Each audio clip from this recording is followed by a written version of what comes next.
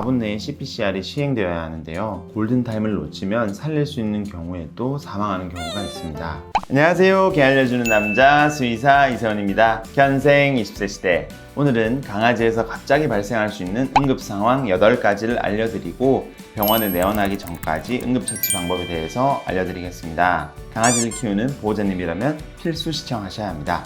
오늘 내용을 끝까지 시청해주세요.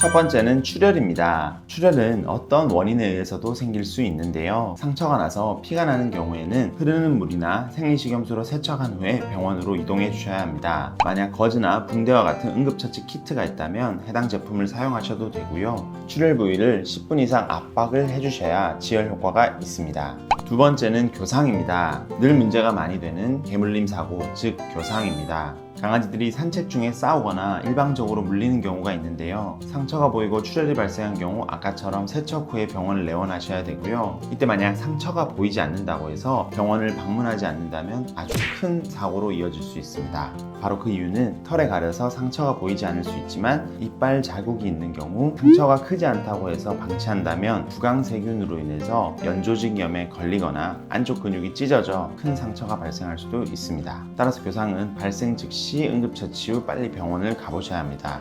세 번째는 열사병입니다. 여름철 오랜 시간 더위에 노출될 경우 발생할 수 있는 열사병입니다. 헐떡거림이 멈추지 않고 피부와 점막 등에 발적이 발생하기도 합니다. 이때는 찬물에 담긴 욕조에 아이를 담그고 찬물에 적신 수건을 등 쪽에 대어 주셔야 합니다. 특히 머리와 목 뒤쪽이 중요한데요. 만약 조금이라도 의식이 돌아온다면 찬물을 먹여 주셔야 합니다. 열사병 증상도 마찬가지로 응급처치를 하면서 병원 내원을 준비를 해주셔야 합니다. 네 번째는 화상입니다. 뜨거운 불에 대어서 화상을 입는 경우도 있지만 겨울철 집안에서도 화상을 입을 수 있는 요소가 있다는 것 알고 계신가요? 보호자님들 기준에서는 뜨겁지 않다라고 생각할 수 있는데 전기장판 위에서 함께 자다가 등 쪽에 저온 화상을 입는 경우가 있습니다. 처음에는 화상이라고 생각하지 않을 수도 있는데 점차 피부가 벗겨지고 털이 빠지면서 화상 부위를 확인하곤 하십니다. 화상이 확인되면 해당 부위를 찬물로 식혀주고 젖은 수건으로 덮어주셔야 합니다.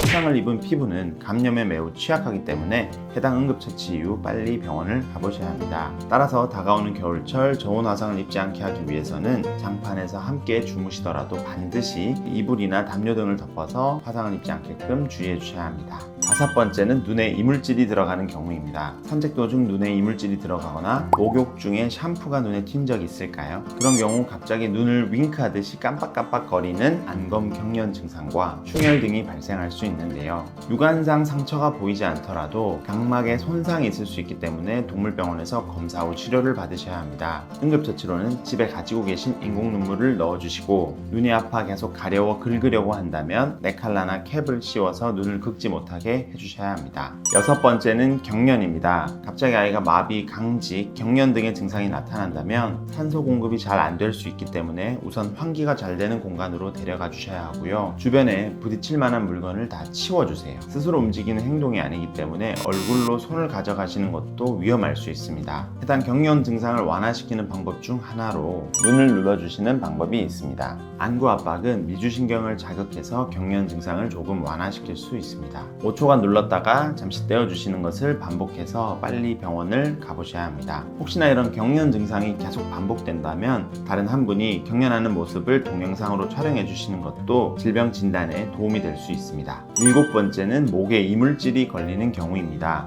이물질이 목에 걸린 경우에는 반복적으로 기침을 할 수 있는데요. 조심스럽게 입안을 확인해 주시고 직접 꺼내려고 하면 물릴 수 있기 때문에 확인 후에 병원을 내원하셔야 합니다. 진짜 목에 뭐가 걸려서 숨이 넘어가려고 한다라면 작은 강아지들의 경우에는 뒷다리를 잡고 흔들어 주시거나 중대형견의 경우에는 하임리히법이라고 하죠. 강아지의 명치 부위를 주먹으로 잡은 상태에서 5회 정도 압박을 해주고 나오는 것을 관찰해 보셔야 합니다. 해당 내용은 나중에 자세히 제가 다뤄드리도록 하겠습니다. 마지막 8번째로 심정지입니다. 갑작스러운 심정지가 발생한다면 많은 분들이 매우 당황하실 수 있는데요. 아이들이 갑자기 숨을 안 쉬고 혀가 파래지면서 점막이 창백해질 수 있습니다. 갑작스러운 심정지가 발생한 경우에는 골든타임이 4분 정도로 4분 내에 CPCR이 시행되어야 하는데요. 골든타임을 놓치면 살릴 수 있는 경우에도 때도 사망하는 경우가 있습니다. 오늘 영상이 길어져서 십시안하는 방법은 다음 영상에서 소개해 드리도록 하겠습니다.